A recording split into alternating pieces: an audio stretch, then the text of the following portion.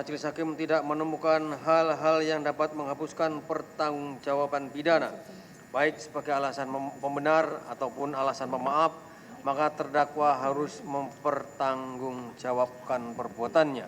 Menimbang bahwa oleh karena terdakwa mampu bertanggung jawab, maka haruslah dinyatakan bersalah dan dijatuhi pidana.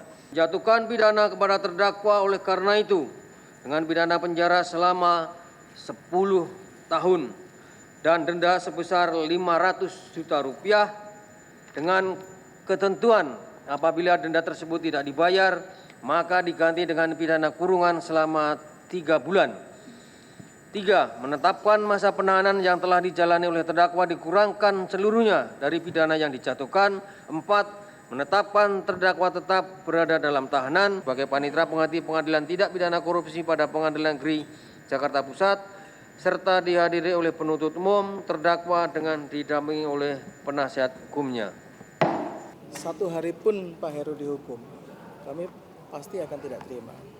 Tadi kita coba telaah lah, apa saja sih yang pertimbangannya hakim dalam memutus Pak Heru menerima tadi yang pertama 1 miliar dan 120.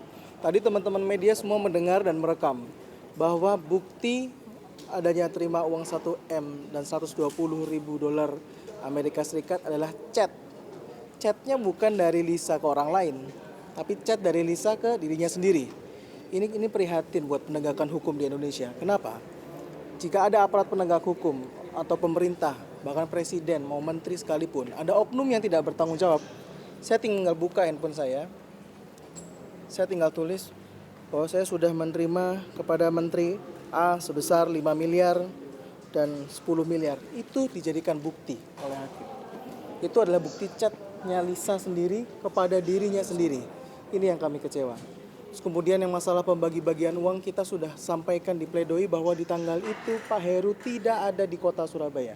Oke, Pak Heru, saya tekankan lagi, Pak Heru pada saat tanggal yang dituduhkan bagi-bagi uang itu tidak ada di Surabaya. Bahkan disebutkan tadi bagi-bagi uang tanggal 10. Tanggal 10 itu tidak pernah disampaikan di sidang Pak Heru. Sekali lagi, tanggal 10 itu tidak pernah disampaikan di sidang Pak Heru. Terus kemudian coba kita komentari putusannya Pak Mangapul dan Pak Erintua. Bayangkan Pak Erintua terima berapa, Pak Mangapul terima berapa, itu dihukumnya sama 7 tahun. Apa sama orang yang mengambil motor dengan mengambil mobil Mercy itu bisa dihukum dengan penjara sama? Menurut saya tidak. Ini yang menurut kami kecewa dengan putusan hari ini dan kami akan diskusi dengan Pak Heru itu sebagai klien kami apakah untuk mengajukan upaya hukum atau tidaknya. Seperti itu. Mungkin dari ya?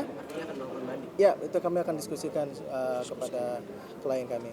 Seperti itu. Untuk bandingnya nanti apa aja yang dipersiapkan? Ya sebenarnya gini, tadi kalau saya lihat dari pertimbangan hakim sebenarnya pledoi pemilihan kami sepertinya tidak diperhatikan ya, tidak dipertimbangkan pledoi kami.